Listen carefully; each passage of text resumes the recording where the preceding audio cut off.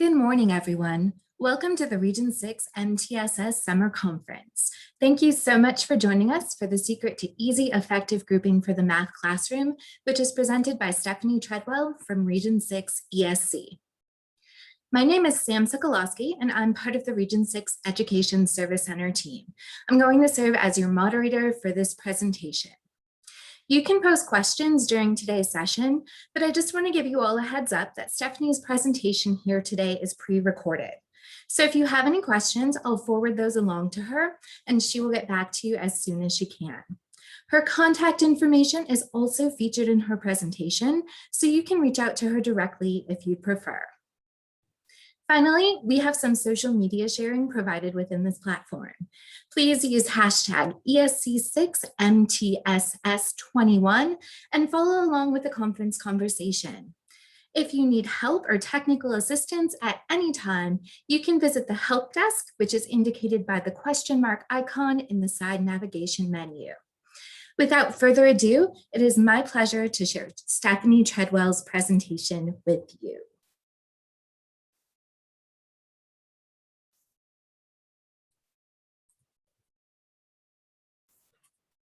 Hi, and welcome to the Secret to Easy and Effective Grouping for the Math Classroom.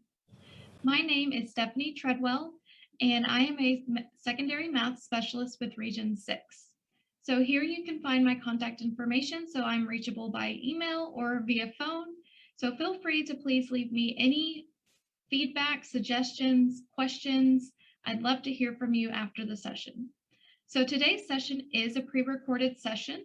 So feel free to reach out to me anytime in regards to what you learned today, or if you have any questions, I'd be more than happy to get back to you with those responses. So you let your students choose their own partners. I too like to live dangerously. So early on in my teaching career, this was me. And I know you know what I'm talking about when you start talking about group work and you let your students decide who their partner is going to be. So you see them looking at each other across the room, they just have this mischievous look in their eyes, and you know you're in for a ride. So a lot of what we're going to be talking about today is how not to let them choose their partner, but to choose them based on data that really guides your instruction. So how do we use data to help us provide the best or the needs and meet the needs of our students? So our agenda today is we're going to talk about several things, but the first part we're going to talk about is the why. Then we're going to move on to misconceptions and solutions regarding small group instruction. We're also going to talk about the benefits of small group instruction. Step 4 is going to be looking at the how. So how do we do this and make it work for our classrooms and individual students? Number 5, we're going to look at lead forward quintile reports. Okay, so if you've never heard of one, we're going to really dig in to what those look like and how do we utilize them to best meet the needs of our students. Number 6, we're going to use those quintile reports that we learn about, and we're going to build our classroom layouts and look at a variety of ways to pair students. And then last, we're going to look at our small group implementation guide. So how do I take what I've learned today and implement it with my instruction? So no matter the grade, I know we're here for math, but this is good for just any content, any grade level. So if you look at your handout that has been provided, on the first page at the very bottom in the left-hand corner, that QR code gives you access to today's presentation. So if any time the recording is going too fast or you missed something as I'm switching screens, feel free to open up that presentation on your slide so you can follow along and have access to everything that we're going through today. So let's investigate the why. So on your second page of your handout, you have a question posed, and you can see it here on my screen. But why use small group instruction? Why is that something that we're investigating today? Well, in order to use to meet the needs of all of our students at all times, we need to be using small group instruction when appropriate and available. So we know that we have got to meet a variety of levels in our classrooms. So depending on the makeup of your room, you can have a wide range of skills and ability in your room. So we want to be able to meet them. So using today and using small groups, we're going to be able to achieve that goal and meet the needs of all students at all times. So I want to talk about RTI, or response to intervention, first, and I'm going to go ahead and read this definition from the National Association of State Directors of Special Education. Response to intervention, or RTI, is the practice of providing high-quality instruction and interventions matched to student need, monitoring progress frequently to make decisions about changes in instruction or goals, and applying child response data to important education decisions. So a lot of what we're going to talk about in the next several minutes refers to RTI. So we're going to investigate exactly what it is, how it applies to us, and then why we're transitioning into small group instruction today. So let's dig into exactly what it is. So if you know anything about RTI, I'm sure you've seen this pyramid. Okay, so we have at the bottom, that is about 80 to 90% proficiency. So this is where all of our students, this is our tier 1 instruction. So let's look at misconceptions and investigate their solutions. So I know sometimes, especially thinking in a secondary world, so I am secondary, but again, with elementary or secondary, these small group can be done. There's a lot of misconceptions out there that it's difficult to utilize in a secondary classroom specifically. But we're going to look at a lot of misconceptions, and then we're going to investigate some solutions to help us through those misconceptions. So our first misconception, which is in your handout, is there is not enough time in the day to teach a lesson and work in small groups. Okay, we do have a solution to this. So solution to not having enough time is a variety of schedules can be used to accommodate for 45 to 90-minute class periods. Okay, more to come on this and implementation and schedules in our presentation. So too often we have so much that we have to cram into one class period that this is just another thing that we have to plan and work around. However, I promise you, there is a way, a guide, our small group instruction guide, that is really going to help us with that timing and making it easy to use and implement starting tomorrow. Misconception 2. Small group instruction creates a chaotic environment and is too distracting for students. Our solution is collaboration equals talking. Students are encouraged to ask questions and discuss, which at times can be noisy. However, this is okay because learning is happening. Think about those rich conversations your students could be having.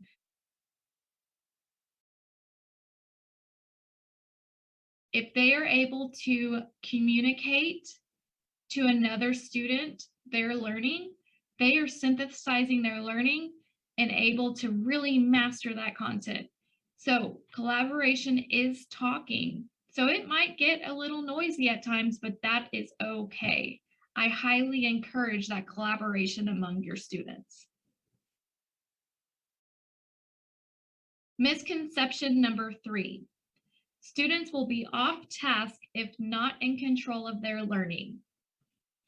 Our solution is to create, model, and practice procedures, routines, and expectations for small group instruction.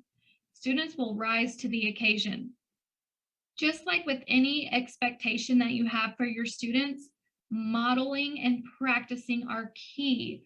Those are so important to show them. Have a transition. I've seen where music is being played as they transition. They have 1 minute and a timer goes off. So really practice those routines and procedures for what your small group instruction looks like. I promise you, they definitely can do it, and they really enjoy getting to do small group. So give them a challenge and have them set those expectations and hold them accountable for making those transitions as smooth as possible. Misconception number 4. I do not have enough time to sort students into different groups on a daily basis. Our solution: no problem. Lead Forward's quintile reports will solve this. Small group arrangements do not have to change daily, but can change weekly with each unit or each grading period. This is totally up to you. Do not force this into any lesson or day if it doesn't naturally flow that way. It's okay to not do this every day, every week, every unit, or every grading period. It is totally flexible and totally up to you. So let's look at our benefits for small group instruction. So in your handout, you have a part that says the benefits of small group instruction include. So these are our benefits. You can really individualize student learning. You're able to do so because you have a small group and you know what each of those students' needs are. So you can really individualize it for them when they're with you in small group. Collaboration. Remember what we were talking about in our misconception? Collaboration equals talking, which equals learning. So that is a huge benefit to this model. Differentiation opportunities. Again, going back to meeting the needs of all of our learners. You're able to sit there and give your students the differentiation that fits their needs best. So this provides ample opportunities to do that for each and every student in your room. Small group also helps build your students' confidence because they're in a small group setting. They feel more comfortable answering questions in a small group versus your whole class. Okay, there's less pressure on them. It's great to create that classroom culture to where they feel comfortable and confident in getting a right or incorrect answer and need some more strengthening in that skill. So really helps them build up to that confidence level in front of your class. Small group instruction closes the achievement gaps as well because you're able to provide activities that help fill those gaps. Equitable learning experience. We are wanting to create systems that ensure that every child has an equal chance for success. That is so crucial. So really providing them that opportunity to be successful. Every student can grow and show success. And lastly, the ability to quickly diagnose learning deficits. So because you have that small group and you're working with a handful of students at a time, it is phenomenal information that you have at your fingertips in order to really help identify and diagnose and prescribe that individualized learning for those students. So now let's go ahead and look at the how. So how are we going to do this? Well, data-driven instruction, that's how we're going to do it. So data-driven instruction is a continuous cycle and will vary from data collection to data collection. So this is an ongoing cycle. So if you look at our circle image on the right, notice that our starting place is collecting data. Okay, so that can be any type of data that you want to collect. It does not matter what type of collection it is, but you're going to start with either a formative, a summative, an informal, anything looking at mastery checks, just some type of data that you had them perform. Once you have your first set of data, you're then going to analyze the data and really look at what your data is saying to you. Okay, your data talks to you. It tells you a story. It's going to tell you what you need to do as far as instructional decisions go.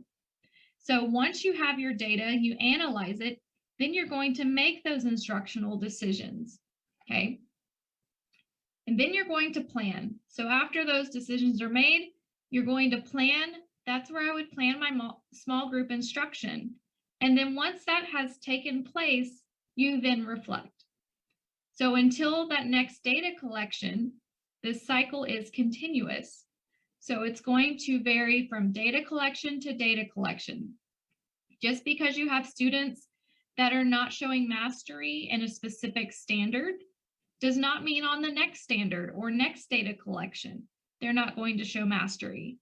So this is why it is continuous, because students have different needs depending on what standard we're working on. Okay, so it's continuous and it will vary throughout your collection. Let's take a look at Lead Forward's quintile reports. So quintile reports are a tool to help group students based on an array of data collected and assist in identifying performance gaps. So quintile reports also distribute your students into fifths, so just like the word quintile, fifths, so 20% groups, based on an assessment or group of assessments. So let's go ahead and take a look at what one looks like. So this image here is from Lead Forward. This is one of their examples. And as you can see, there's a lot of information on this quintile report. So you have a quintile report in your handouts, just so you can see all the key identifying pieces. And so let's go ahead and take a look at it. So notice I have quintile 1 on the left, and it goes all the way to quintile 5 on the right. Then underneath, you can see the average percent correct. So notice out of my quintile 1 information, the average is 36% within this quintile. Okay, and then if you look at the assessment at the top, we're looking at 5th grade math, and it tells you what assessment we're looking at. Okay, and this is a group of 80 students. Now, I know a lot of us, so if you're doing all of your students, or you can pick a class period at a time, so you might not necessarily need to be looking at 80 students at a time. You might just want to go class period to class period, and that's totally okay. You're just going to look a lot smaller than this. Okay, but it will still take your data and split it into fifths. So notice on the right-hand side where it's red, we have April. So April scored 100%. So the student that is in the top right of quintile 5 and in your quintile report is the highest score out of your data collection. And then if I look in the bottom left, I have Jasmine. So Jasmine's at 19%. She is my lowest score, well, between her and Edward, but it goes in alphabetical order by first name. So Jasmine comes after Edward, so she is in the bottom left, and she had 19% total. So bottom left is your lowest score, top right is your highest score. Notice you have the star progress measures, so you see a lot of information here with the plus, minus, and checks. Notice that your plus signs, that's accelerated progress for those students. So if you notice in quintile 1, we have Jesse at 33%, but that's a lot to celebrate for Jesse. He has a plus sign. He has shown and demonstrated accelerated progress. So that is a huge celebration. Okay, check marks, expected progress. Okay, so they are on track. They have shown what has been expected. But then we have our minus, and that is limited progress. Those are going to be target students for sure that you need to look at and help get them back on track. So let's go ahead and look at how do we create a quintile report. So this looks really cool, but what am I going to do with it? How do I get it? What steps do I need to do? So there are 2 different ways with pulling a quintile report. So if you have Eduphoria, I'm going to go through the steps on how to pull it from Eduphoria. And if you do not have Eduphoria, I'm going to go through the steps on how to do it without Eduphoria. So in your handouts, there are steps that you can write down. It's 1 through 7. That's going to be 7 for Eduphoria, and then it's less than that if you don't have Eduphoria. Okay, so when you're in Eduphoria, so you're going to log in, go to Aware. You're going to select Reports. Then you're going to select the class quintile report. You can add as many tests as you want. So it can be a single test, it can be the STAR test, it can be your unit test, it can be as many as you want to pull for that quintile report. So you will go in and select the test you want to look at. Then you're going to select the class period that you want to look at, or if you want to look at all of your students, like the example quintile report was 80 students, that would be all students. And then you're going to print. If you don't have Eduphoria, that's okay. You can still totally do it. So using either Excel or Google Sheets, you're going to open up a blank document. You're going to copy and paste your data from wherever you have your scores, okay, from your grade book. You're going to need however many tests you want to do. You could do the averages of your tests, or you can just do one assessment as well. But you're going to place whatever data it is you want to look at in a Google Sheet or Excel. Sort the data lowest to highest or highest to lowest, and then divide your data into fifths. So take it, split it into 5 sections, and color code them in print. So that gives you an easy way, a workaround Eduphoria, if you will, to go ahead and just copy paste it in there, sort it, color code it. There you go. There's your quintile report. So let's take a look at the characteristics and implications of our quintile groups. So we've been talking a lot about quintile 1, 2, 3, 4, and 5. So let's talk about the students associated or typically associated with those quintiles. So our quintile 1 students really struggle with reading and math, okay? Their comprehension is low, so they're going to be ones that need more support in those areas for sure. What we want to do is provide them with options for how to start a problem. They often don't even have a strong method on how to start it, so they get stuck and they just give up. So provide them with some options on how to start. They often have gaps in background knowledge to begin a task. So again, that's going back to the previous problem or the previous bullet point, is that they're not even sure how to start the problem because they have gaps in the background knowledge to start it. They have typically low confidence in their ability. They're the ones that are not going to want to respond verbally in front of the class. They're going to be very private about it and very shy. They're likely to guess on majority of problems. And that goes back to their confidence and knowledge. Okay, so they're the ones who are more than likely going to guess on a majority of them.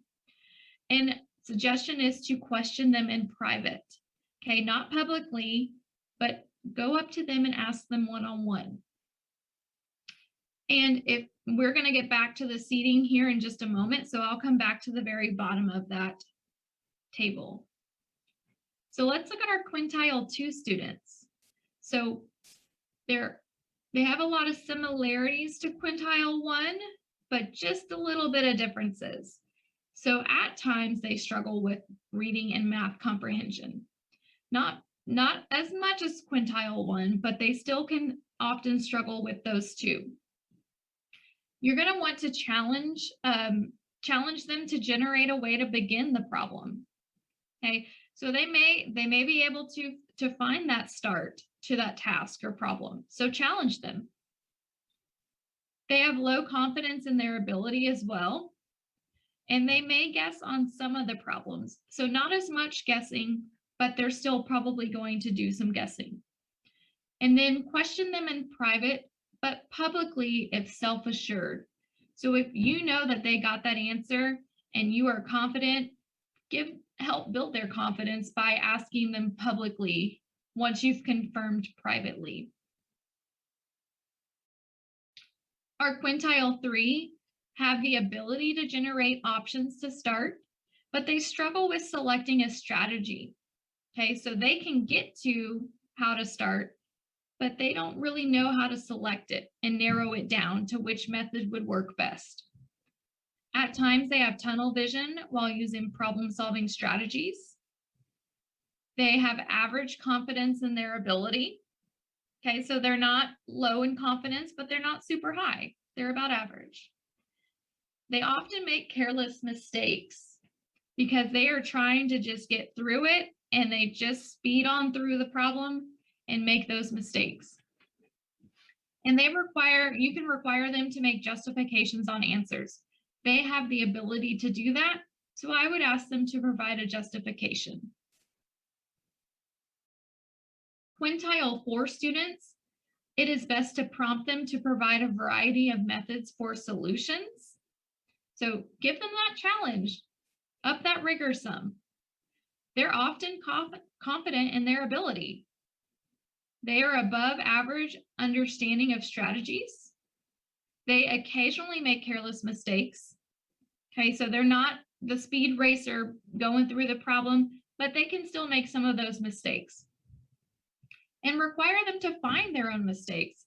Give them that challenge, and I bet you they can find it.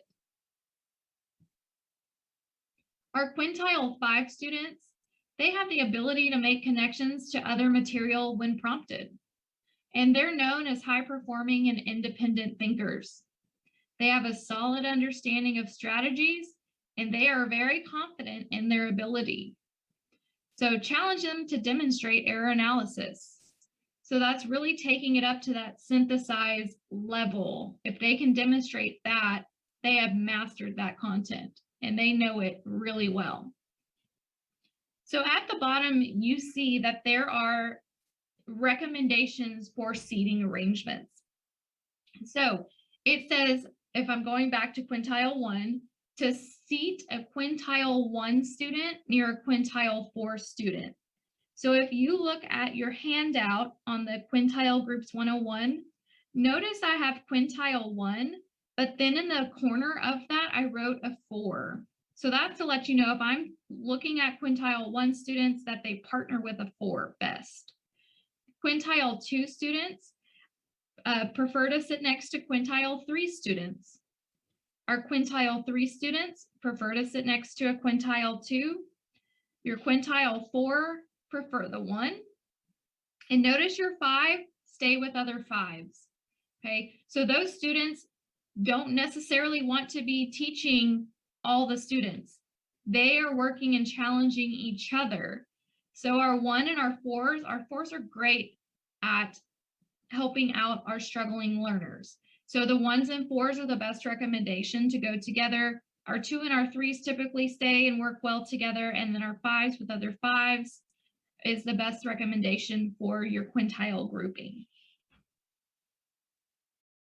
Something to remember is to keep in mind your classroom behaviors and personalities when creating your seating arrangements using a quintile report. Just because you have students in quintile 1 and quintile 4 does not mean you have to keep them in it. If you know that students do not work well with other students, I definitely would advise against not pairing them together. So behaviors and personalities definitely come into play. So use your discretion when finalizing your seating arrangement. So let's look at some quintile classroom layouts. So notice we have some colors associated with our quintiles. So I have a chart at the bottom that's going to help you identify the color coding. So these are for our pair layout. And so all of these layouts contain 30 students apiece. So hopefully you don't have a class that big, but if you do, this is your layout option, okay, for pairs. If not, just pair it back to meet the number of students you have in your class. So for our pair layout, we have a variety of ways that we can use this. We can use it during whole group instruction. We can use it for guided practice, partner work, labs, intervention, and with enrichment. So notice that our layout, we have our recommended quintile groupings together. So my 5s are with another 5. My 2s are with a 3, and my 1s are with a 4. So again, those are the recommended quintile grouping to have for your students. So let's look at the next layout, the triad. Okay, so again, we're looking at 30 students.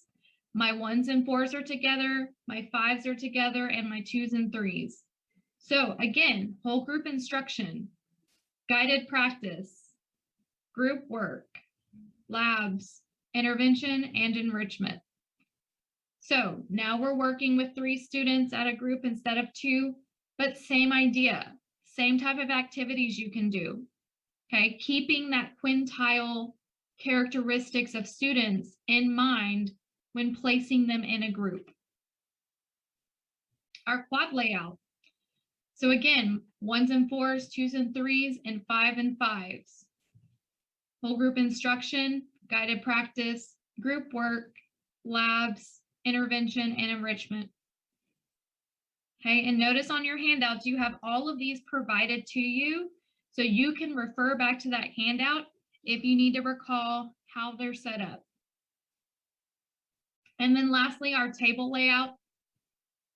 Same exact activities, whole group instruction, guided practice, group work, labs, intervention, and enrichment. So that is a variety of classroom layouts that you can utilize using the quintile reports and your student grouping. Okay, those are just 4 options. There are a lot more options, but we're going to get into small group implementation guide. So in your handout, you have a table provided to you. And so what we're going to do is look at each station. So we're going to be looking at a total of 3 rotations. That's what we're going to focus on today. I've seen a lot of teachers do 2 rotations. We're going to look at 3. And then notice on the left-hand side, we have our activity. So we have a teacher station, an independent practice station, and a technology skill or enrichment station. So those are my 3 main stations I'm working with for this example. Notice that rotation 1 has group A, which we'll talk about here in a minute, but that's going to be 50% of your students. And then the other 50% is split into 2. So you have a group B, which is a quarter, and you have group C, which is a quarter. We're going to come back to this in a moment so I can kind of show you it in practice, and then this will make a little more sense. But notice all the way on the right, during rotation 3, the highlight, it says that you're going to pull any student that did not demonstrate mastery at the teacher station for reteach. Okay, we're going to really look into that and how to make that work and function in our classroom. So we're going to dig in. So the idea to get here and not focused on really is that each rotation has to have an equal amount of time. That's false. Some groups that you have may need just a quick check-in, see that you can do it and master that skill, and once you're good to go and that group has it, they can move to the next station. Okay, you do not have to take your class period and divide it into 3 equal rotations. Some groups require more intense instruction, and some groups just need a quick check-in with you. Okay, so it's going to depend greatly on the students in your room. Okay, but make sure that you know it does not have to be equal. Divide that time amongst your rotations to meet the needs of those students at each rotation. So you do not have to spend an equal amount of time at each rotation. Determine the length of time based on student mastery at your teacher station. So let's look at our rotation groups. So I told you there was a group A. So group A, we said, was about 50% of your class size. And your group A is going to be your quintiles 4 and 5, and then your higher performing quintile 3 students. So notice out of my classroom, I've taken my 4s and 5s and taken a couple of 3 students as well. So that's what's going to make up my group A. Okay, they're going to be with me first, but we'll get to that in just a moment. Then I have group B. So we said group B was about a quarter of the class size. Notice it's a mixture of 1, 2, and 3 students. And then group C is the other quarter of your class. They're also going to be 1, 2, and 3. So really, together, B and C are 50%. But to make things easier, we have just divided them in half. So they're easier to divide and conquer. Okay, but they're just physically separated because we have 3 rotations. So let's look at how rotations work. So in your handout, you have rotation 1, 2, and 3. So I have it all color-coded for you so you can see how we are going to move through them.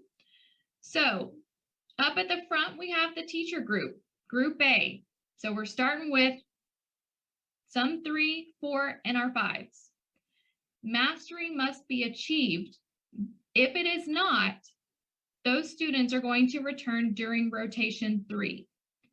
Our goal here is for successful independent practice or extension. Okay, so these are our students that have those skills, are stronger in those skills, and that is our goal for them to be able to doing that independent practice or extension. And they may not require as much time for group A. So since these are my students that are 4, 5, and some of 3, they may need a quick check-in with me and I can move on to the next group. So remember, the thing to remember here is they don't have to be equal rotation times. So keep that in mind. Group B is going to start with the independent station. Okay, technology or skill practice. So something that activities that at this rotation should be routine. You're not giving them anything to where they're not going to be able to successfully complete it independently. Some roll and go activities, maybe Marcy cook tiles, some type of skill or technology they can be working on. And group C is exactly the same. Remember, I took B and C and just physically divided them into 2. Okay, so they could do the same activity at both stations. They're just in smaller groups, so they're not as large at the independent station. Less distractions. So our rotation 1 again, we're starting with the teacher group up front. That's our 4, 5, and some 3. And at the back of the room and on the sides, we have our 1, 2, and some 3 doing some type of independent station. So rotation 2, we take our back 2 groups, bring them forward, take our group A, divide them in 2. So notice our group A is now doing that independent practice station. That was the goal of the teacher station. So they are just physically divided into 2, but doing the same activity. And our group B and C are combined and with the teacher at the front. So mastery must be achieved. If not, they're going to come back during your rotation 3. And time may be more than group A. So they may need a longer time with you to reach that mastery. So it is okay if group A spent maybe 10 minutes with you, and if group B and C need 20 to 25, that is totally okay. Do what is best for your students to meet their needs. Now with rotation 3, that's determined by which students demonstrated mastery during the teacher station. If mastery was not shown, pull these students to the teacher station for reteach. So does not matter what quintile group these students are in, any student that did not show mastery is who is going to be in front of you for your rotation 3. So take those students, pull them to you rotation 3, and then the other students are working on an independent station. So going back to the small group implementation guide, look at your rotation 1, 2, and 3 column. So we were through the teacher group in rotation 1 and 2. Now in rotation 3, pull those students, and those that are not being pulled for small group are going to go to the independent practice station if they were group B or C, And if they were group A, they're now going to the technology, skill, or enrichment station. So let's revisit why we use small group instruction. Remember, it's to meet the needs of all students at all times. Using small group instruction allows you to differentiate your instruction, individualize that instruction, and give your students that prescription that they need, and helps close those achievement gaps. If you have any questions, please email me or call me. I'd be more than happy to hear from you and help assist you. So thank you so much for coming to my session. I hope you've learned something that you can take and use for this upcoming school year. I'm telling you, it is going to change the way that you teach and how you intervene and extend.